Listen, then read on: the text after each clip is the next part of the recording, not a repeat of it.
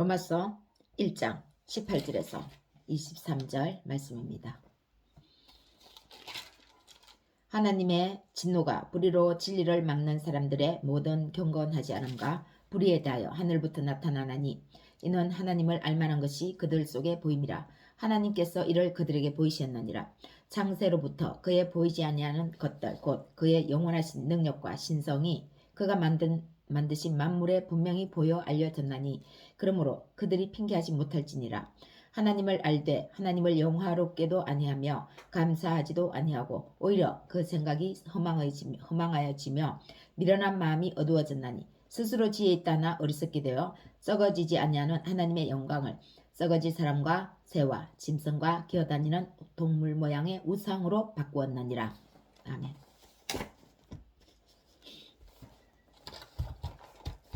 찬송 한 장 하겠습니다. 내 주를 가까이 하게 함은 십자가 짐 같은 고생이나 내 일생 소원은 늘 찬송하면서 주께 더 나아가기 원합니다. 내 고생하는 것 옛 야곱이 돌베개 베고자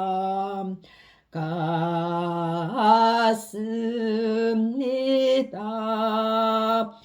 금해도 소원이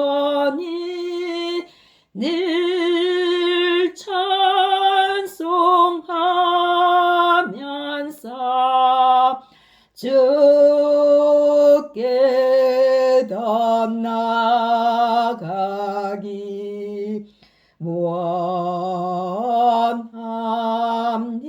원합니다.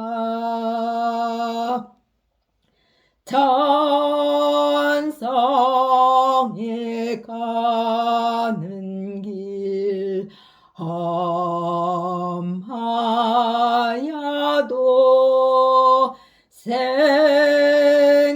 생명길 되나니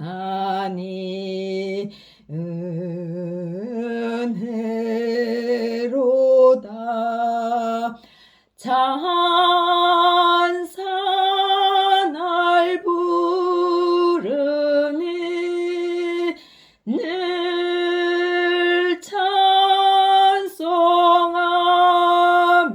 찬송하면서 주께 더 나아가기 원합니다. 야곱이 잠 깨어 일어난 후 돌단을 쌓은 것 본받아서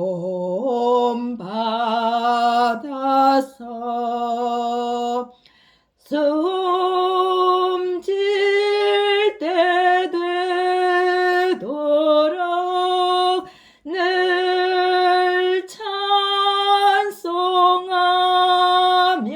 찬송하면서 주께 더 나아가기 원합니다.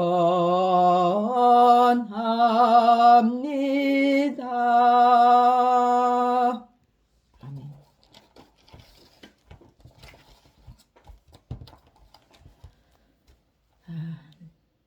인간이 인생을 살아간다는 것은 인간으로서 한평생 허영심을 벗어가는 것일지도 모릅니다. 명예와 이덕을 추구하는 사람은 허영심이 강합니다. 무대 위의 화려한 모습만 쫓는다면 무대 아래의 고독과 적막을 이겨낼 수 없을 것입니다. 자기 인생의 주인으로 사는 사람과 자기 인생을 노예로 사는 사람, 어쩌면 인간은 이렇게 두 부류로 나눌 수 있을 것입니다. 한서 안드레센이 쓴 빨간 구두에서 여자들은 아름다운 춤을 출 수 있게 해주는 빨간 구두를 신어 보고 싶어 합니다.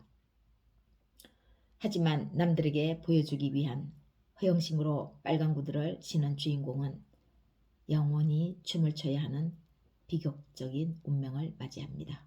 그토록 신고 싶은 빨간 구두를 신었는데 더 이상 그 빨간 구두가 벗겨지지 않는 것입니다. 그래서 빨간 구두는 그 주인공을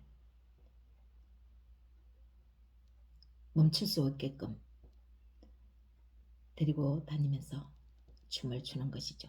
처음에는 예뻐 보이지만 그렇게 망나니처럼 춤을 추는 그 빨간 구두를 신은 주인공을 사람들은 너무나 혐오했습니다. 남들에게 보여주기 위한 허영심으로 빨간 구두를 신은 주인공은 영원히 춤을 춰야 하는 비극적인 운명을 맞이합니다. 사람들은 모두 자기만의 빨간 구두를 가지고 있습니다. 돈, 권력, 사랑 등을 갈구하는 욕망이 모든 사람들 앞에서 꿈틀거린다고 할 수 있습니다. 특히 이 세 가지 돈, 권력, 사랑은 어떤 것입니까? 인간의 삶 속에서 꼭 필요한 어쩌면 물과 공기와 햇빛보다도 더 중요한 3요소라고 할 수 있습니다. 싫어하는 사람 없죠. 사람들은 자신의 욕망을 오로지 채우기 위해서 행복과 인생을 돈, 권력, 이 사랑에 의해서 허비합니다. 어떤 사람은 60이 되어야, 어떤 사람은 70이 넘어서야, 또 어떤 사람은 죽음 직전에 자신의 이 모습을 발견합니다. 욕망에 사로잡힌 자신을요. 죽음 직전에서라도 깨닫는 것은 감사한 일이죠. 그러나 좀 더 나은 인생을 살지 못한 것에는 눈물의 회한이 밀려올 것입니다. 죽기 직전에 삶에서 이러한 인생을 좀 살았다면 어땠을까 하는 그런 회한이 밀려오는 것이죠. 3살 버릇 80까지 간다는 그런 속담이 있습니다. 한번 들인 섭과는 좀처럼 벗어 던지기 힘든 것입니다. 예전에는 80 하면은 인생을 장수했다고 볼 수 있습니다. 그래서 아마 3살 버릇 80까지 간다고 했는지도 모르겠습니다. 아마 지금 이 시대에는 3살 버릇 아니 부모의 자궁 속에서부터 100세까지 간다고 할 수도 있죠. 한번 신은 허영심은 아름답고 매력적이라서 신으면 영원히 못 벗는 빨간 구두와 같습니다. 우리에게 덮여진 옷이죠. 조직폭력에 들어가기는 쉬워도 그 조직을 떠나려고 한다면 목숨 걸어야 하는 것처럼요. 허영심 역시 마찬가지입니다. 한번 입은 이 습관의 옷은 인간이 스스로 벗기 힘듭니다. 또 누군가가 벗겨주는 것도 안 됩니다. 벗겨주려 해도 벗어지지 않습니다. 빨간 구두를 신고 쉼없이 춤을 춰야 하는 사람들은 허영심의 삶의 주도권을 빼앗기고 몸과 마음이 피폐해질 것입니다. 허영심을 내려놓아야 하죠. 끝없는 욕망에 사로잡혀 허영의 노예가 되어서는 우리 인생이 너무나 아깝습니다. 인생에서 무엇을 선택하고 또 무엇을 포기하든 그것에 뒤따르는 가치를 분명히 아는 것이 중요합니다. 우리 자신이 무엇을 선택하고 무엇을 포기하는 그것에 따르는 그 가치를 아는 것이 중요하죠. 그러면 선택과 포기에 대한 자기 인생의 책임을 질 수 있는 것입니다. 하나님의 진노가 불의로 진리를 막는 사람들의 모든 경건하지 않음과 불의에 대하여 하늘부터 나타나나니 이는 하나님을 알만한 것이 그들 속에 보임이라. 하나님께서 이를 그들에게 보이셨느니라. 창세로부터 그의 보이지 아니하는 것들 곧 그의 영원하신 능력과 신성이 그가 만드신 만물에 분명히 보여 알려졌나니 그러므로 그들이 핑계하지 못할지니라. 사도 바울은 사람의 지혜와 사람 스스로의 행위를 말하는 거죠. 이 사람의 지혜와 의는 헛되고 사람에게는 그리스도의 의가 필요하다는 것을 깨우치기 위해서 위의 말씀으로 나열하고 있습니다. 열거하고 있습니다. 모든 사람이 죄와 어리석음에 빠져 산다는 것이죠. 무속신앙과 무신론자, 회의론자 이러한 이교도들의 도덕적 상황을 낱낱이 열거하는 것입니다. 사람들이 각각의 신들을 섬기는 형태를 말하고 있는 것입니다. 오늘 우리가 읽지는 않았지만 사도가 1차적으로 말하는 상대는 지식청입니다. 공부를 덜 하지 않은 다른 사람보다도 조금 더한 그런 지식청을 말하죠. 이 세상에 지혜로운 힘있는 사람들을 염두에 두었습니다. 성경에서의 그들은 기득권층인 유대민족, 유대교를 뜻하고 있습니다. 소위 율법을 가지고 그 교훈으로 하나님의 뜻을 알고 선한 것을 분별한다고 생각하는 사람들입니다. 맹인들을 인도하고 어둠 속에서 살아가야 할 그들의 빛이 되어준다고 스스로 생각하는 사람들입니다. 여기에서는 맹인이 학문을 모르는 사람들, 좀 지식층에 있지 않는 그런 사람들을 비유하고 있는 것 같습니다. 그러나 사도는 단호합니다. 만일 극적으로 그들이 복음에 굴복한다면 그들의 신하들, 지식층에 있는 사람들, 그런 신하들, 평범한 사람들, 그들의 권속, 가족들은 너무나 쉽게 복음을 받아들이게 될 것이라고 하는 것입니다. 각종 지식으로 싸운 사람들에게 그 도덕적 지식을 무너뜨리라고 하므로 사도는 자신의 동족으로부터 여러 번 죽을 뻔한 고비를 맞이합니다. 40까지 때리면 감정적으로 때린다고 해서 40에 하나 가만 39번씩 때리는 그런 유대교의 어떤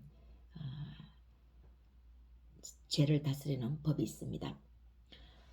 그런 39번을 몇 번이나 맞았고 동족의 위험, 강의 위험, 죽을 뻔한 위기를 사도 바울은 자신의 동족으로부터 많이 당했습니다.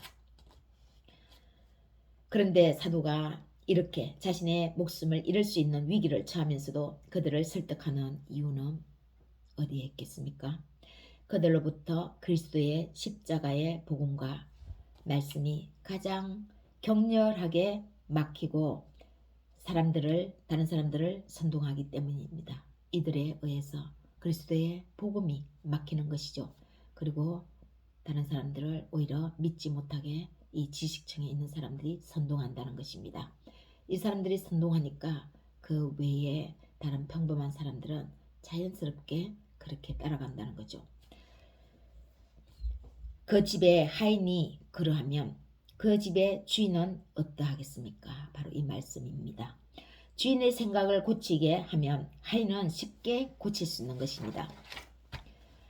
십자가에서 아무런 대응 없이 침묵으로 일관하며 자신의 죽음을 하늘의 뜻으로 맞이한 예수님을 보면서 그들의 눈에는 그 예수님이 어떻게 비춰졌겠습니까?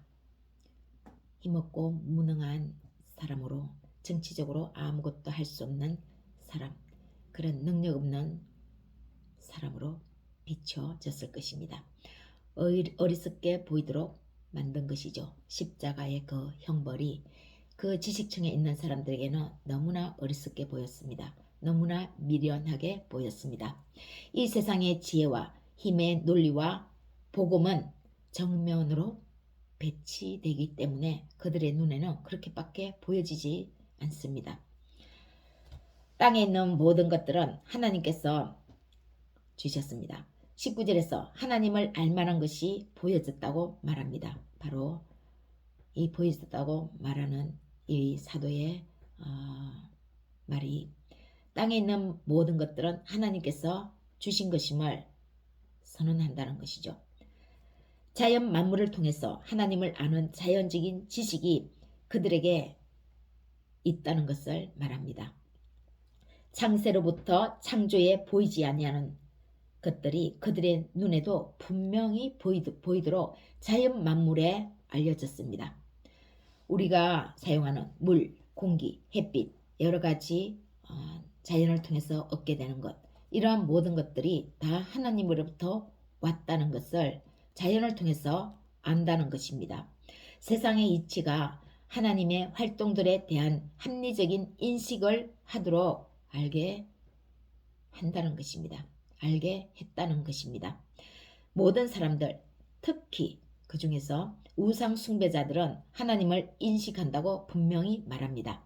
인간 외에 신이 있다는 것을 알기 때문에 자신들이 만드는 그 우상, 그 신들 앞에 절하는 것이지요. 인간 외에 무엇이 이 세상을 주관한다는 것이 없다고 생각한다면 우상을 만들 필요가 없습니다.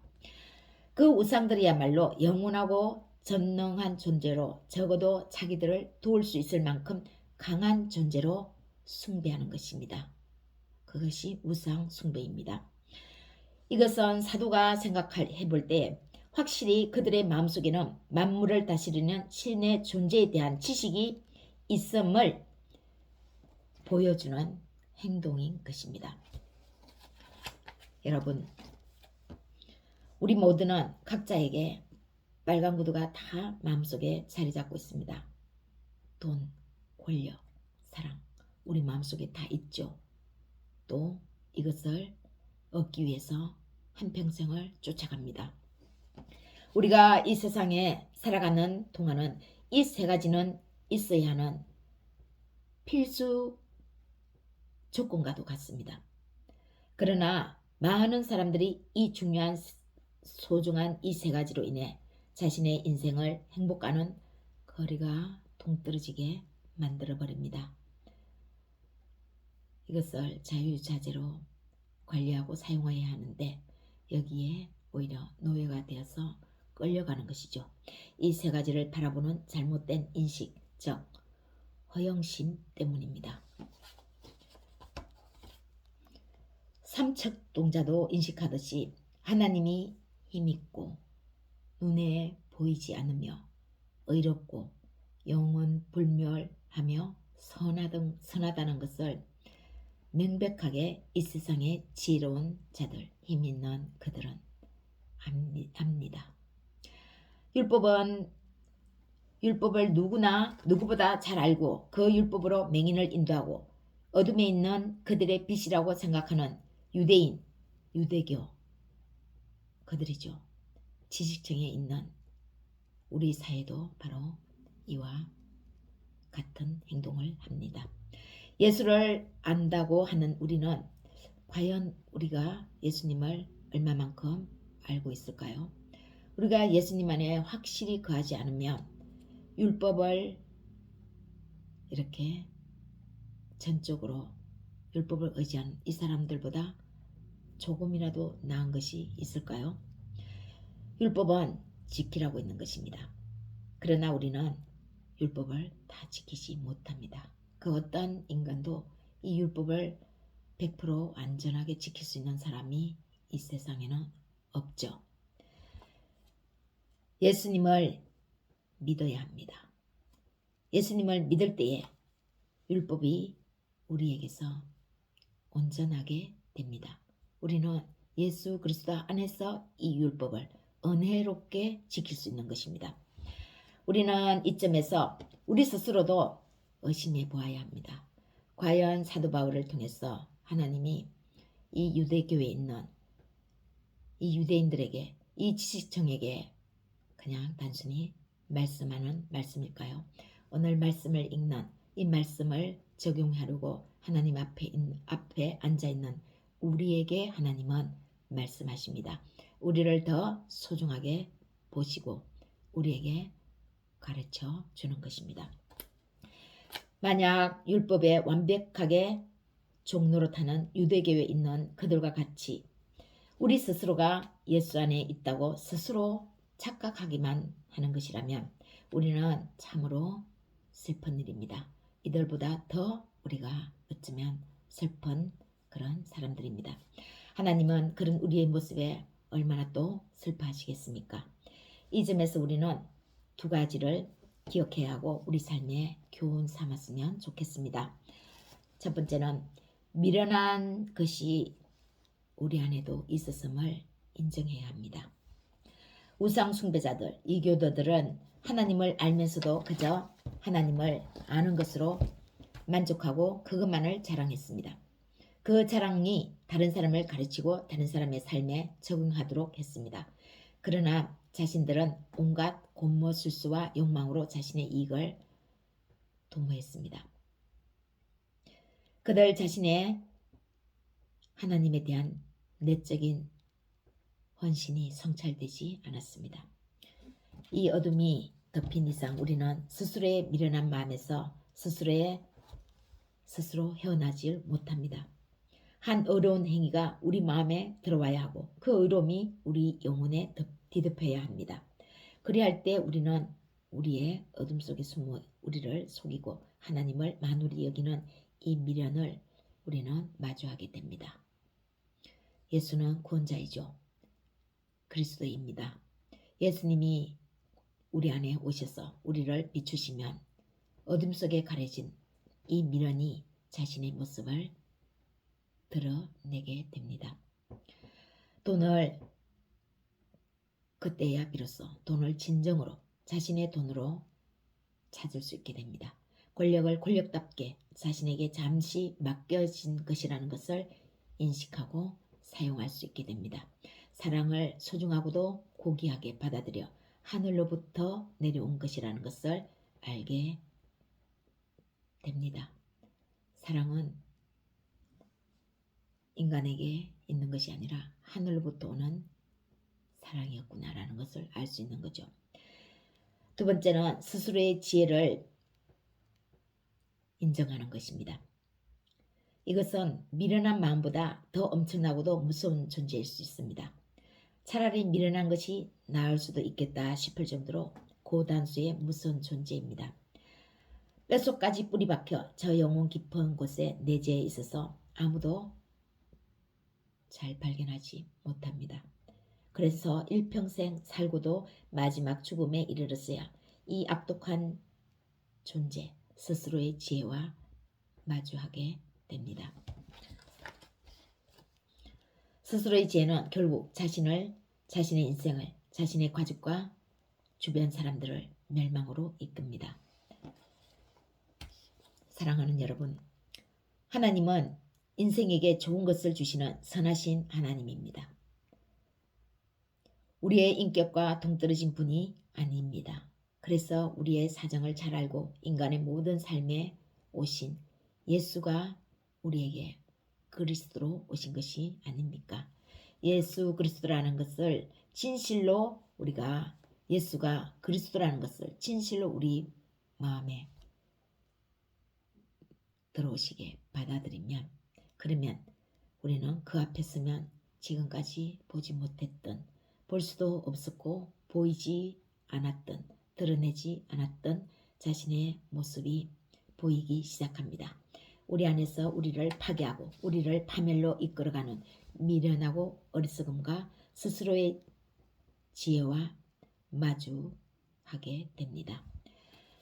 그동안 고귀하게 자신을 숨기며 어렵게 행동한 빨간 구두의 진짜 모습은 이제 온데간데 없을 것입니다.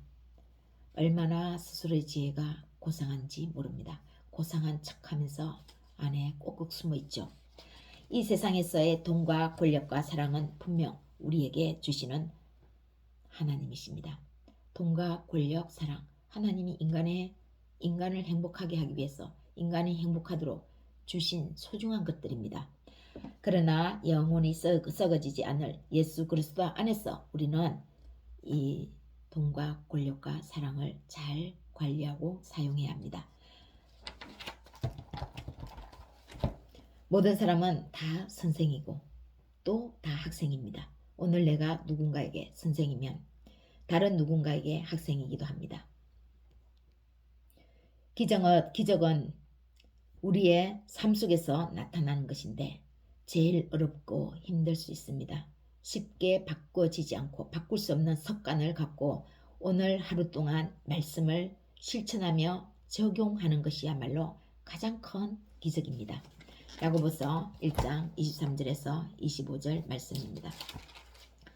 누구든지 말씀을 듣고 행하지 아니하면 그는 거울로 자기의 생긴 얼굴을 보는 사람과 같아서 제 자신을 보고 가서 그 모습이 어떠했는지를 곧 잊어버리거니와 자유롭게 하는 온전한 율법을 들여다보고 있는 자는 듣고 잊어버리는 자가 아니요 실천하는 자니 이 사람은 그 행하는 일에 복을 받으리라.